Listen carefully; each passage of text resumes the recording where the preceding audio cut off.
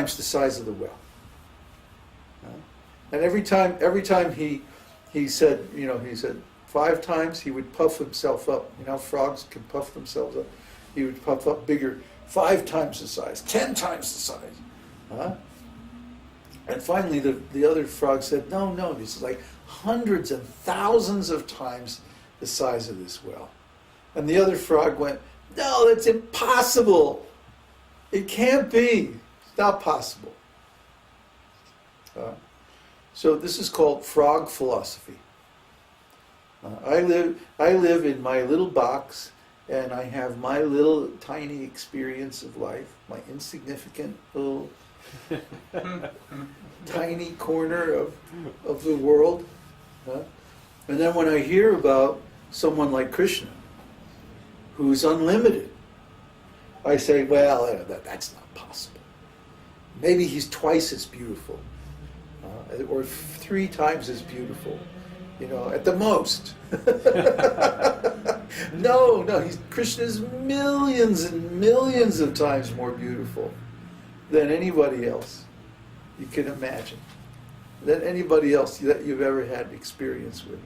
For example, even in this material world, if someone is beautiful in one way, it's very rare that they're also beautiful in other ways. For example, if someone is very physically beautiful,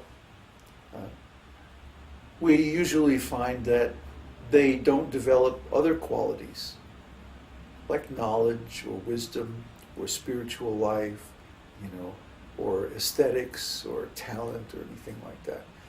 Because, why? Just on account of their physical beauty, they can get all their needs satisfied, and they have no need to develop any other qualities. So we often find that these people are actually very ugly. I mean, if you doubt what I'm talking about, read the memoirs that were just released about Madonna. Very nice on the outside, but if you ever lived with her, oh my God, it's a horror story. Why? Because out of physical beauty, she could attract and control and get just about anything that she wanted. And she has a little talent too. So she was able to get, not only meet her needs, but actually get tremendous material opulence and power as a result of just a few good qualities. But no spiritual qualities, the material girl. She never developed spiritual life. She never developed deep wisdom or knowledge of anything. She remains a superficial person because there was no impetus, no incentive to develop those other qualities, you see. Just by developing 2 good qualities, material beauty and a little musical talent, a little dancing, like that. See? But the really advanced people, they develop multiple good qualities. Maybe they don't have physical beauty or wealth or something like that, but they'll have knowledge, they'll have spiritual wisdom and realization. Maybe they have some, musical ability, or maybe they are great intellectuals or philosophers or astrologers or something like that. But we find the really, really developed human beings have multiple talents, multiple opulences. But Kṛṣṇa has all opulences. Try to understand. He's not only the most beautiful, most powerful, the most famous, the most knowledgeable, and the most renounced. He's also a beautiful person in every way. His character is just impeccable.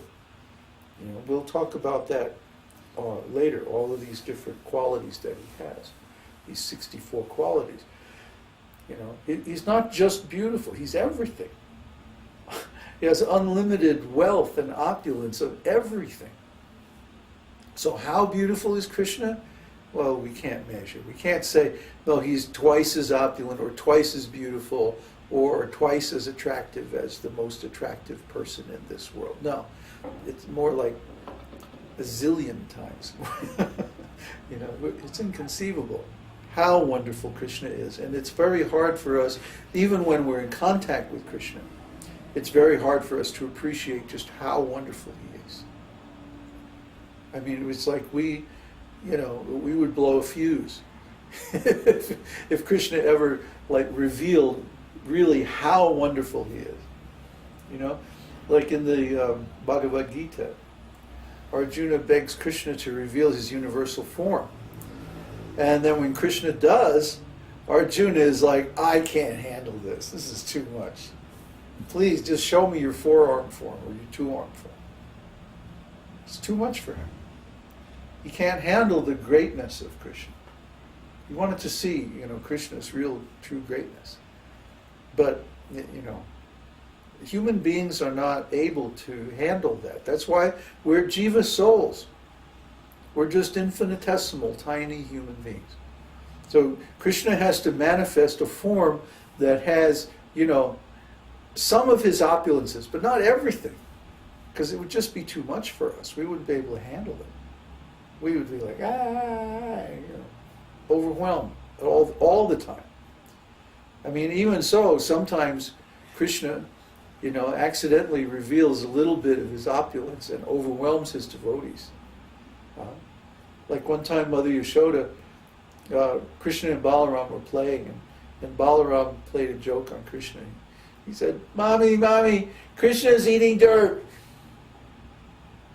And so Mother Yashoda went over and she said, come on, let me see. And she opened Krishna's mouth, and inside Krishna's mouth was the whole cosmic creation. Right? No, close it.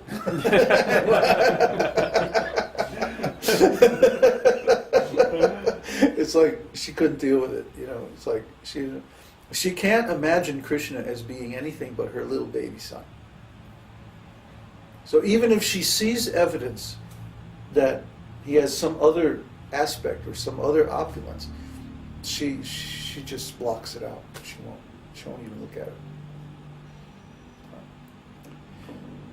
So this is the behavior of Krishna with his devotees. Sometimes just to test them, just to see, he'll reveal a little bit more. But even that, I mean, that's just nothing. Just one universe. Krishna has millions and millions and millions of universes. And this universe is the smallest one. So just imagine what the big ones are like. I mean, it's inconceivable. So Krishna's opulence is unlimited. His beauty is unlimited. And he can easily overwhelm any of us with his opulences. But he doesn't.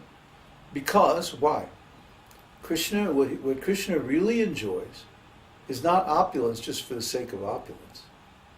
But he really enjoys the sweet taste of the beautiful relationships with his devotees. That's why he creates the living entities. That's why he creates and emanates the millions and millions of unlimited numbers of jivas, so that we can engage in sweet pastimes with him. That's totally why he does it. It's not because he likes to control or dominate or punish or any of that nonsense. No. Krishna is the original lover. He's the perfect beloved. He's the best and most complete object of love.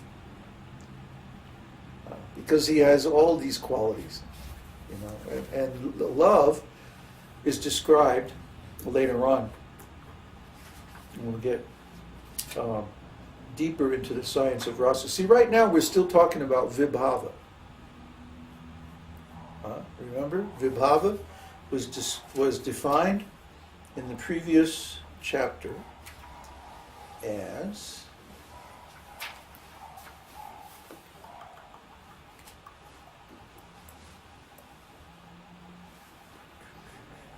where is it?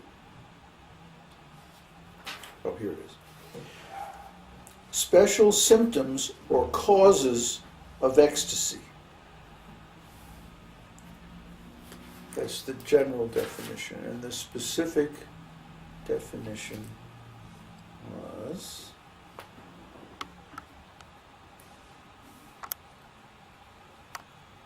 it was important. Here it is. The cause or basis for relishing transcendental mellow is what we mean by vibhava. This vibhava is divided into two, namely basic and impelling, or impetus giving. In other words, there are two kinds of ecstatic love. The object of basic ecstatic love is Kṛṣṇa and his devotee. Lord Kṛṣṇa is the object of basic ecstatic love, and his pure devotee, the reservoir of such love, is the object of impelling ecstatic love. So impelling ecstatic love